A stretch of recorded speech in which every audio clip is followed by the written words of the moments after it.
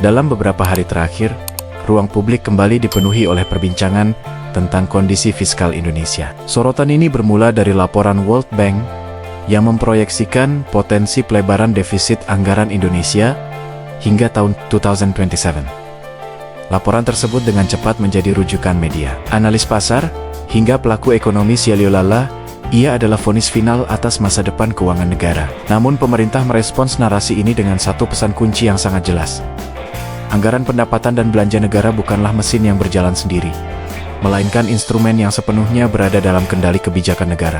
Menteri Keuangan menegaskan bahwa prediksi adalah hak setiap lembaga, termasuk lembaga internasional. Namun prediksi bukanlah kenyataan, dan apalagi tak bisa diperlakukan sebagai takdir. Dalam pandangan pemerintah, defisit anggaran bukan angka pasif yang bergerak mengikuti kehendak pasar global, melainkan variabel kebijakan yang ditentukan oleh dua faktor utama, yakni kemampuan negara mengendalikan belanja dan kecakapan pemerintah dalam mengoptimalkan penerimaan. Selama dua faktor ini berada di bawah kendali, maka ruang fiskal tetap bisa dikelola secara sehat dan berkelanjutan. Pemerintah menilai bahwa banyak proyeksi makroekonomi global, termasuk yang dibuat oleh lembaga internasional, kerap menggunakan asumsi statis atau ceteris paribus. Artinya, perhitungan dilakukan dengan asumsi tidak ada perubahan kebijakan, tidak ada reformasi, dan tidak ada intervensi struktural baru.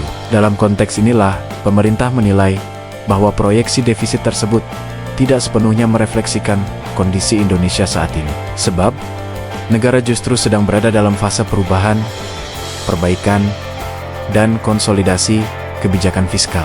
Dari sisi penerimaan negara, pemerintah saat ini tengah melakukan reformasi besar-besaran, terutama di sektor perpajakan dan kepabeanan. Sistem pajak terus diperbaiki agar lebih adil, lebih patuh, dan lebih adaptif terhadap dinamika ekonomi. Di saat yang sama, sektor bea dan cukai juga mengalami transformasi signifikan. Salah satu langkah yang disorot adalah penerapan teknologi kecerdasan buatan di lapangan. Teknologi ini digunakan untuk mendeteksi kebocoran, meningkatkan akurasi pengawasan, dan memperkuat penegakan aturan. Dari satu sektor saja, pemerintah memperkirakan potensi tambahan penerimaan minimal mencapai 1 triliun rupiah. Ini baru tahap awal, karena berbagai perbaikan lanjutan masih akan dilakukan secara bertahap. Langkah ini menunjukkan bahwa negara tidak lagi sekadar mengandalkan pendekatan konvensional, tetapi mulai masuk ke fase pengelolaan fiskal berbasis data dan teknologi.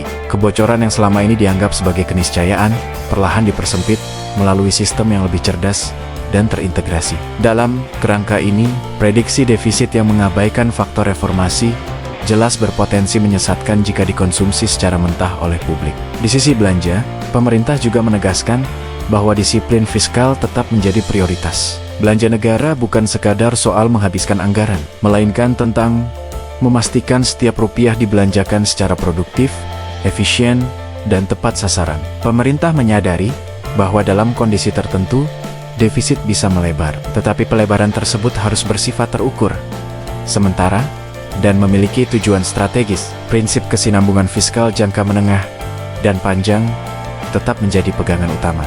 Optimisme pemerintah juga tercermin dalam proyeksi pertumbuhan ekonomi. Untuk tahun 2025, pertumbuhan diperkirakan berada di kisaran 5,2%. Sementara tahun 2026 diproyeksikan mencapai 5,4%.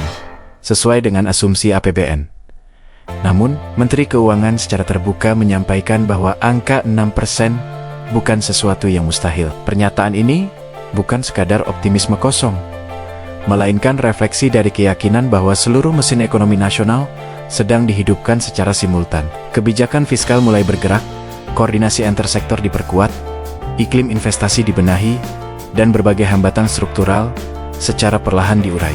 Dalam konteks ini, pemerintah juga merespons isu mengenai pelaksanaan program kementerian dan lembaga yang disebet-sebet meleset. Pemerintah menilai istilah meleset tidak sepenuhnya tepat. Yang terjadi lebih banyak adalah penyesuaian kebijakan akibat perubahan kebutuhan dan prioritas. Justru di akhir tahun, belanja kementerian dan lembaga menunjukkan tren peningkatan yang signifikan. Hal ini dipandang sebagai indikasi bahwa kesiapan eksekusi anggaran semakin membaik dibandingkan tahun-tahun sebelumnya. Oleh karena itu, pemerintah menegaskan tidak ada rencana untuk mengubah atau menyesuaikan APBN tahun depan berdasarkan kondisi tersebut. Menariknya, peningkatan kesiapan belanja ini juga menciptakan tantangan tersendiri. Pemerintah mengakui bahwa di beberapa titik justru harus melakukan pengendalian, karena permintaan pencairan anggaran meningkat secara agresif. Ini menunjukkan perubahan perilaku birokrasi. Dari yang sebelumnya, lambat menyerap anggaran menjadi lebih aktif dan responsif. Dalam perspektif fiskal, ini merupakan sinyal positif, meskipun tetap harus diimbangi dengan pengawasan ketat, agar kualitas belanja tetap terjaga. Di luar isu fiskal makro, pemerintah juga menaruh perhatian besar pada iklim usaha dan keluhan pelaku bisnis. Melalui pembentukan kelompok kerja pelayanan terpadu satu pintu, pemerintah mulai membuka ruang dialog langsung dengan dunia usaha. Dalam hitungan hari setelah diluncurkan, sudah masuk beberapa pengaduan dari pelaku bisnis lintas sektor, mulai dari pembiayaan, perizinan, hingga perdagangan. Pemerintah berkomitmen untuk menindaklanjuti laporan-laporan ini secara cepat dengan mempertemukan semua pihak terkait dan menyelesaikan persoalan secara langsung. Pendekatan ini menegaskan peran negara sebagai fasilitator sekaligus penengah, bukan sekadar regulator yang berjarak. Dari sisi penerimaan pajak, pemerintah juga mencatat kemajuan yang signifikan. Penagihan tunggakan pajak dari wajib pajak besar menunjukkan hasil nyata, dengan realisasi belasan triliun rupiah hingga pertengahan Desember. Jumlah wajib pajak yang mulai membayar atau mengangsur kewajibannya juga terus meningkat. Pemerintah menilai tren ini sebagai indikator bahwa sinyal penegakan hukum fiskal mulai diterima dengan serius oleh pelaku ekonomi besar. Target penagihan yang ambisius dinilai realistis untuk dicapai secara bertahap. Outlook defisit APBN 2025 hingga saat ini masih berada dalam rentang yang telah diperkirakan sebelumnya. Angkanya memang bersifat dinamis dan terus bergerak mengikuti perkembangan penerimaan dan belanja, tetapi belum menunjukkan indikasi lonjakan yang mengkhawatirkan. Pemerintah menegaskan bahwa cohesion tetap dijaga, namun tanpa mengorbankan ruang gerak untuk mendorong pertumbuhan. Di sektor perdagangan dan sumber daya alam, pemerintah juga melanjutkan kebijakan penguatan devisa hasil ekspor.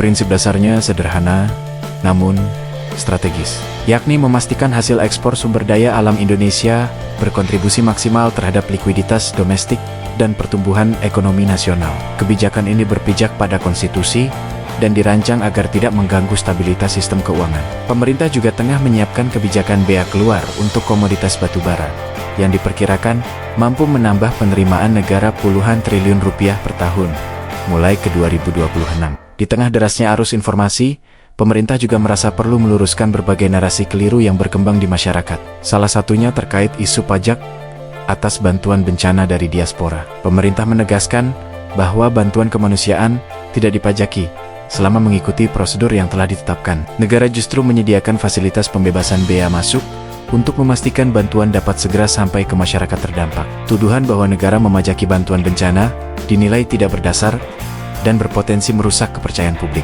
Menutup keseluruhan rangkaian penjelasan ini, pemerintah menyampaikan pesan yang konsisten dan tegas. Di tengah ketidakpastian global dan berbagai prediksi eksternal, Indonesia memilih untuk tidak larut dalam narasi pesimisme. Kebijakan fiskal dijalankan secara adaptif, berbasis data, dan berpihak pada kepentingan nasional. Prediksi boleh datang dari mana saja, tetapi arah kebijakan tetap ditentukan oleh negara sendiri. Bagi pemerintah, masa depan ekonomi tidak sekadar untuk diramalkan, melainkan untuk dikendalikan dan diperjuangkan melalui kerja nyata.